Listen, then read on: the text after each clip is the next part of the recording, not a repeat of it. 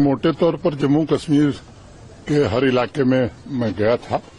पुंछ राजौरी नहीं आ सका था, इसलिए हम और चीफ सेक्रेटरी साहब और हमारे प्रशासन के अनेक वरिष्ठ अधिकारी हैं। मौके पर आकर के हमने अपनी आंखों से देखा है और उस दर्द को हमने महसूस किया है। जैसा मैंने पहले भी कहा कि मौत का कोई मुआवजा नहीं होता है, लेकिन अधिकतम आर्थिक सहायता जिन्होंने अपने परिजन खोए हैं उनको जितनी दी जा सकती थी वो सबको दे दी गई है। जो घायल थे उनको भी अनुमन्य सहायता राशि प्रदान कर दी गई है। ईश्वर की कृपा से घायलों में सभी लोग ठीक हैं। मैं ईश्वर से प्रार्थना करता हूं कि वो जल्दी से स्वस्थ हो जाएं। एक बड़ा फैसला हम लोगों ने किया है कि जो भी पाकिस्तान की बमबारी में शहीद हुए हैं जम्मू कश्मीर के नागरिक, उनके नेक्स्ट ऑफ किन, उनके एक परिजन को सरकारी नौकरी अविलंब हम देंगे। बंकर की जरूरत है। अभी डिस्ट्रिक्ट एडमिनिस्ट्रेशन ने एक प्रेजेंटेशन किया है, उसको भी एसआरई सिक्योरिटी रिलेटेड एक्सपेंडिचर के तहत अब जरूरतें ज्यादा महसूस हो रही हैं तो उस काम को भी प्राथमिकता पर लिया जाएगा। अनेक लोगों के घर तबाह हुए हैं, व्यावसायिक प्रतिष्ठान तबाह हुए हैं।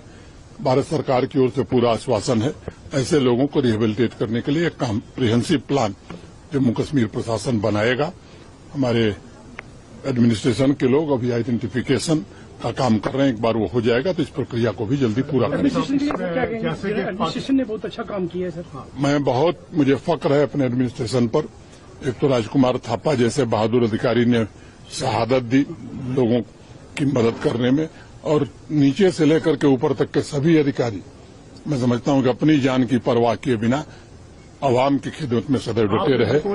Jammu Kashmir as a governor पहले भी 2-3 जगह कहा कि जो ऑपरेशन सिंदूर हुआ, वाकया जो पाकिस्तान ने एक ब्रूटल एक्ट किया था हमारे पहलगाम में, हमारे इनोसेंट लोग 26 लोगों को शहीद किया, उसके बाद ये वाकया एक बाजानिब था हिंदुस्तान की आर्मी की तरफ से कि पाकिस्तान को सबक सिखाया जाए, और सबक सिखा भी दिया गया। जैसा 22 अप्रैल की घटना के बाद ही जो बैसरन घाटी में पहलगाम में हुई थी, भारत के माननीय प्रधानमंत्री जी ने कहा था कि आतंकवादियों और उनके आकाओं को ऐसा सबक मिलेगा जैसा वो सपने में नहीं सोचे होंगे। पूरा देश आज गौरवान्वित महसूस कर रहा है भारतीय सेनाओं पर, जिन्होंने बड़े ही सटीक ढंग से, संवेदनशील ढंग से वहीं आक्रमण किया जहां आतंकवादी थे, उनके कैंप थे। सैकड़ों से ज्यादा आतंकवादी मारे गए।